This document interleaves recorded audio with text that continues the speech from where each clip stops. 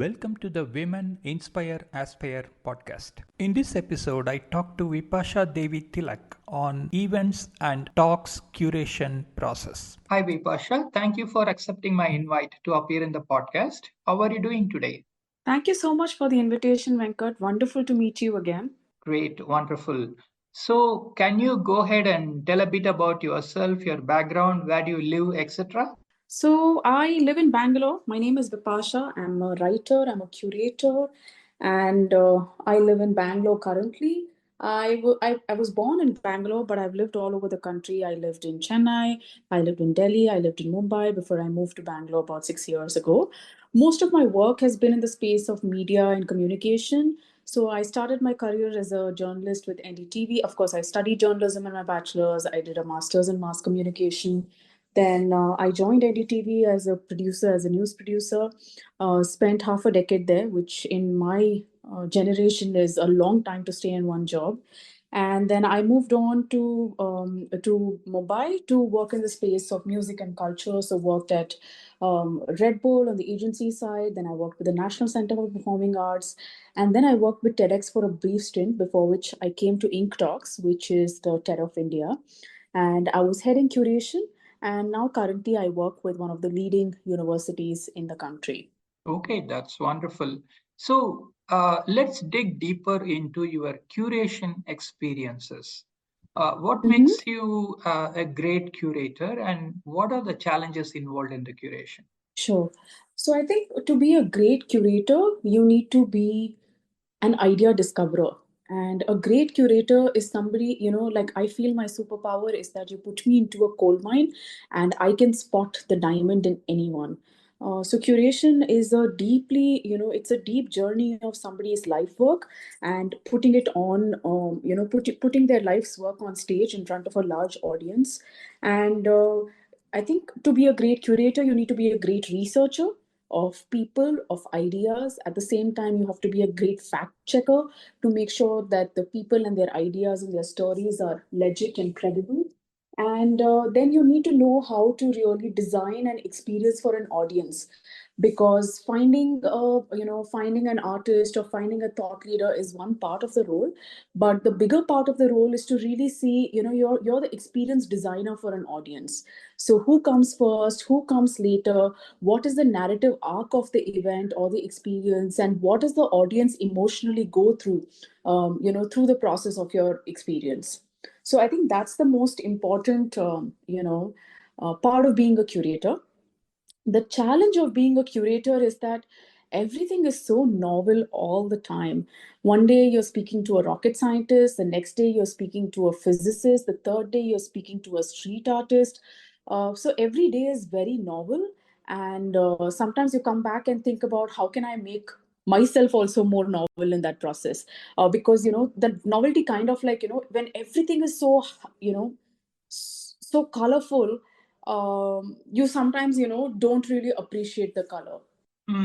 That's an interesting perspective. Sounds pretty much like me, who is running this podcast with a variety of audiences. But I I have a couple of follow-up questions. One is, what is your modus operandi of doing the research about the people that you curate? And the second Mhm. question is, you mentioned about satisfying the audiences and making the curation pleasant for them. So, Mhm. how do you assess what the audience are looking for? Hmm. Great question. Thank you so much for that, Venkat. So, with respect to your first question, how does research happen? So, again, typically, for if you know when the event is happening, or what is the goal or what is the purpose of the event, and then you basically look at people from a within your network, b people who've shown up in like articles or LinkedIn posts. I mean, I'm fairly well aware. I keep myself updated on what's happening in the world. And also because the work that we do is very interdisciplinary. One day you're speaking to an artist, the other day you're speaking to a scientist, the third day you're speaking to an entrepreneur. So you have to be pretty much plugged into, what are the interesting things happening in the world. So you do like a filtration process, and then you pick people because you want to make sure that the entire event also has a great composition in terms of speakers, right? You don't want any one person from one discipline to completely take over the day. So you do a balancing act, of Indian speakers, international speakers, of there is equal gender representation at all these events that we do. So you then start funneling down people to see, hey, who has the most compelling story to tell on stage, and what is the role that I can play as a curator to sharpen their story, or to make sure that their story is impactful and lands well with the audience. So it's a large research project. I mean, you need to be clued in most of the time. A lot of times what also happens is people from, a speaker will recommend another person from their community, right? So after, because I've been doing this for very many years now, you kind of also get to know, like, the second periphery of community, the third periphery of community. Sometimes people also write cold emails to us, and if it's a really compelling story and the story is credible, we definitely feature some of these speakers also. Right. Wonderful. And let's talk about the audience. How do you make sure that the audience like the content? So that's again a fantastic question. What eventually happens is when you curate for a while, right, you also end up having a very discerning taste. What the audience is paying for is the curator's taste, and they are paying for it with attention. They are paying for it with time. We are right now in an attention economy where holding focus is so scarce, and it's also very sacred to hold focus. So we take our job really seriously as a curator to make sure that we of course understand the audience profile really well, and over the years when you do these events you get a sense of, hey, what will really push people to think differently. So our measure for putting any speaker on stage is to say, hey, how are you going to make the audience think differently? How are you going to make sure that they empathize with your story, at the same time they learn back from your story and are able to take something back home with their own business or with their own sort of career journey. So the taste then becomes really important in making sure that the audience has a transformation. Yeah, so it's absolutely important about the transformation part. So even though we don't want to, typically change the world kind of goals, but we of course want some lessons to be taken back and being followed and being acted upon by the audience for the larger good of the community. So it's pretty interesting that you are doing that. Thanks for sharing that. You also mentioned that you worked as in a company for the TEDx part.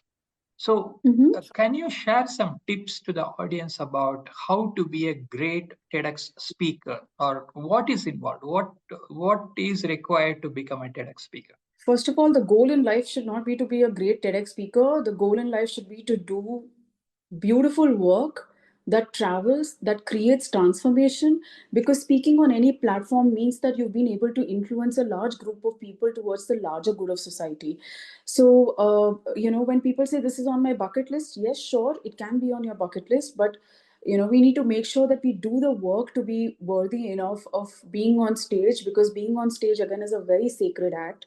And what essentially happens is that if you go on like a TED website, you will see all the TEDx's that are happening around you. You can choose your location, you can see the dates of TEDx that are happening around you, and then what you do is that you click on it and you find out who the curator is, right? And then you write to the curator, or typically, every TEDx will also have their website, so you can fill in the speaker profile, form on the website, and or you can reach out to the curator directly on LinkedIn and write to them saying, hey, this is my body of work and I would love to be a speaker. And then there's TEDx's follow a procedure. They make you fill a form, etc.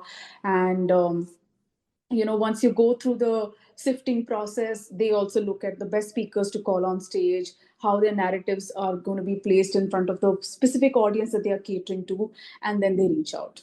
So that's typically what the process looks like.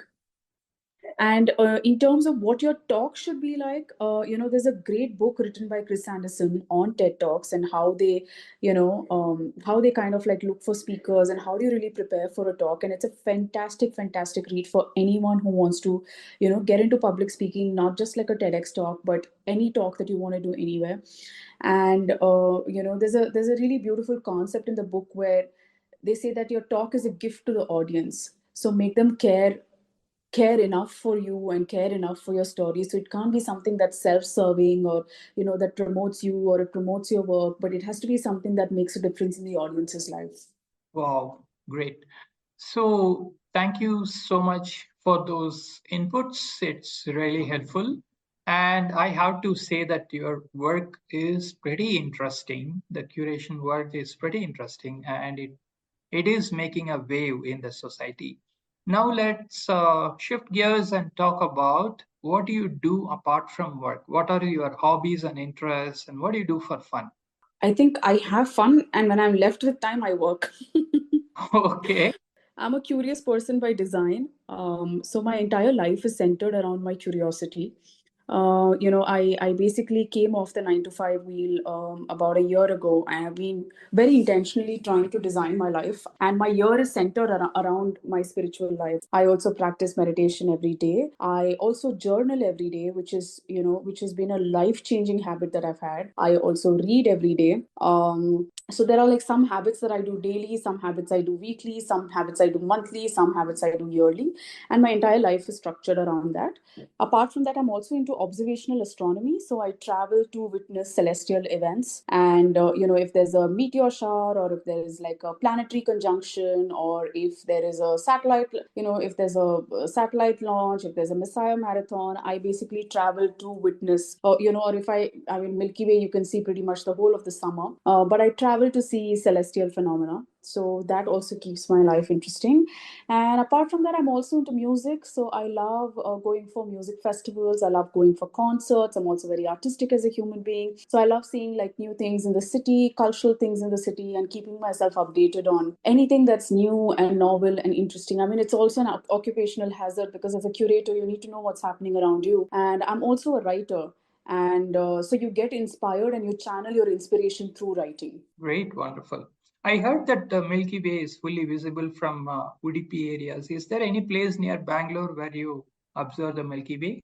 So whenever you go to see the Milky Way, you need to be in a dark sky area. Unfortunately, in South India, I mean, and dark skies happen on like varying degrees. I have seen the Milky Way in Coorg. That's where I went to see the Milky Way last, which is about 2 years ago, and I'm also planning to go next month. And apart from that, there's also another place called Denkanikotte in Tamil Nadu, which is about a 2 hour drive from Bangalore. So you can see the Milky Way from everywhere. It's universal. It's just that the light pollution in the city is so much that you cannot see the Milky Way from city areas, or even like outside city areas. So you need to go really far away where the light pollution is really low for you to be able to witness the Milky Way. Okay, And I'm also a part of like astronomy groups in Bangalore. So generally, I try to do astronomy as a solo female traveler, and I didn't find it too safe. So it's always because they're all in very dark areas, very isolated areas with little or no civilization, human civilization. So I would prefer to go with like astronomy groups that already organize camps and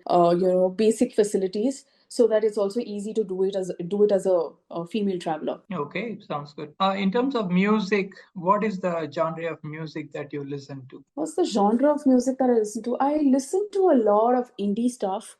I love listening to like new and upcoming artists. Sometimes I also listen to very very old, like 90s music in English and Hindi. And I've grown up with music all my life. I also, for a brief time, trained myself in Carnatic classical music. I sometimes play the ukulele. So yeah, I listen to various genres of music.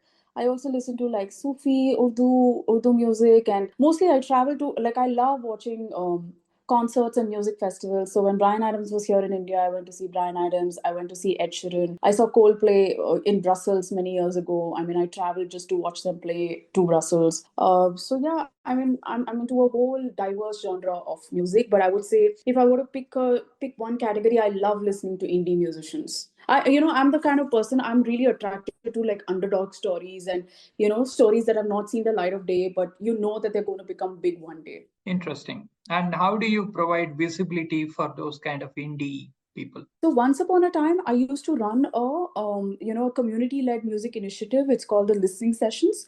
I did that for many years before I kind of like put a pause to it before the pandemic. And we would offer a platform for indie musicians to come on stage, perform, and then we would follow it up with deconstruction of music videos. And essentially, listening sessions was a community for music video lovers, people who sit at the intersection of music and cinema. And music videos is the most experimental form of expression, of creativity, of music, as well as films. So we'd have people come and do like a deep dive and dissect like each music video frame by frame. So people would really geek out, and then having a live musician perform was just an added bonus. Because I think what artists really crave for are audiences. And if we are able to create platforms and communities that celebrate up and coming artists, one day they'll become really famous, because ultimately it's audiences that make artists famous. Right, exactly. Thank you so much for sharing that. Now, let's talk about the influence of artificial intelligence in the research, because you mentioned that you do a lot of research. Now, Mhm. do you think this generative AI and artificial intelligence is helping in any way in your work, or what is the impact of that on the research that you do? Very interesting question. Thank you so much for bringing that up. Of course, I do use AI. I'm also a writer, like I mentioned. So I don't use AI to write, I use AI to research. Now, what happens when you use AI to research is that sometimes, like, I'll be looking for a specific article, right? And I look for the article and I'll say, give me proof that this work is valid. Or, where did you source this data from? So I would ask AI the source of the data. AI would give me the source of the data, and I'd be like, just pick it up from extremely high profile publications or research papers. I don't want any generic, like, press2me.com or nothing. I just want articles from very, very accomplished sort of publications. It'll give me articles. If I click on the article, it'll say error 404 found. So whenever I look for data or whenever I do research from AI, I need to cross check, use my intervention to cross check whether the data that AI has fetched for me has been correct or not. And it's a highly useful exercise.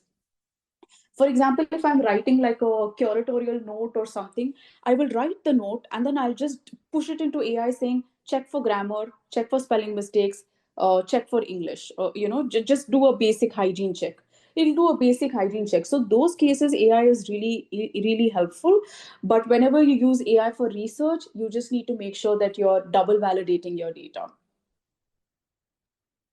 Right. And And I feel that's still a flaw that it has not been able to solve for us. right. The other issue is that most of the websites, like high value websites, like research articles and all that, are paywalled, and you may Correct. not be able to access those content easily. Correct. Very true. If I say, hey, find me research from Harvard Business Review, Forbes, Fortune, entrepreneur.com, Inc. 42, it'll give me all the links. You click on those links, and all of them are dead pages.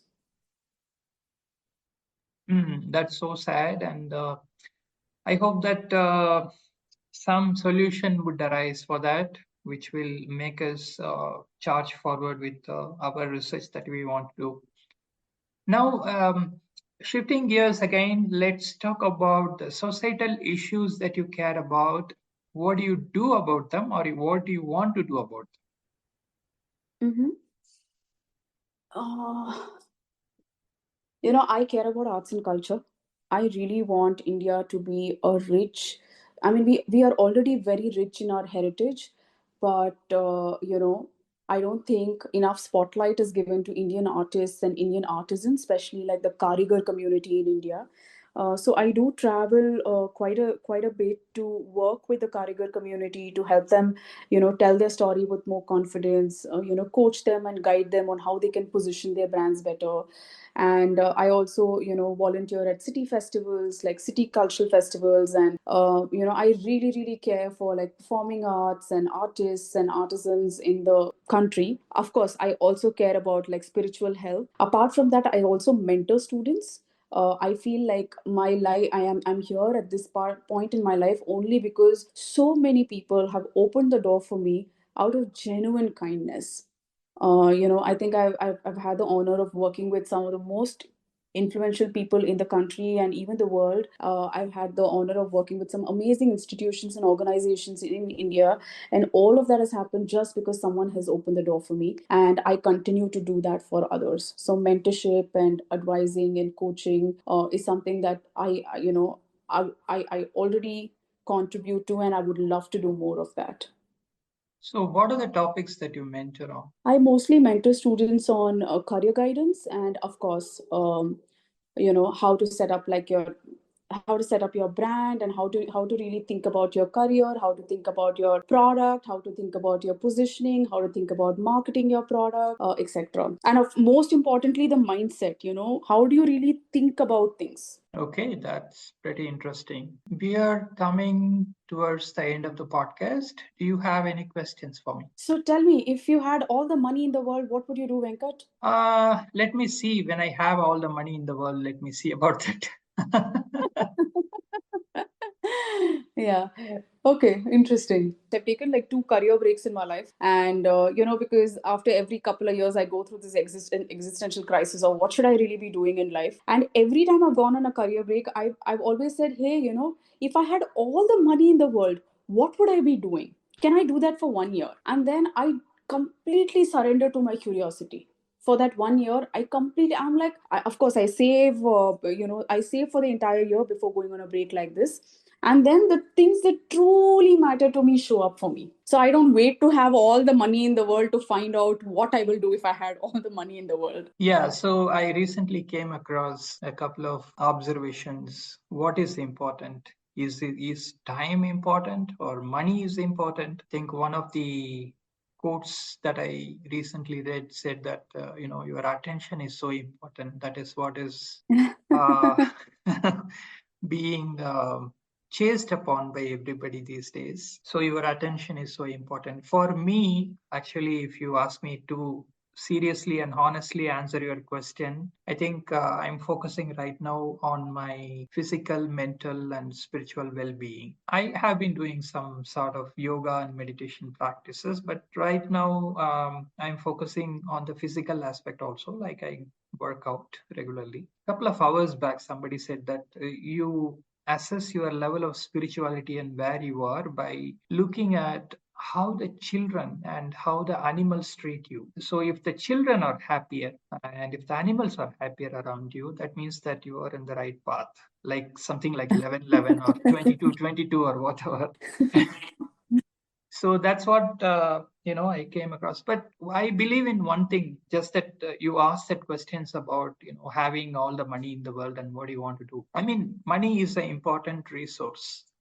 Without money nothing moves. If you go out of the house, everything moves only because of money. You can't do anything without money these days. So I have always believed that by reaching out to the lowest strata of the society and trying to do whatever you can for them is the best way to offer yourself to the universe. And I think you are in the cradle of the universe, and you are in it, and universe is you.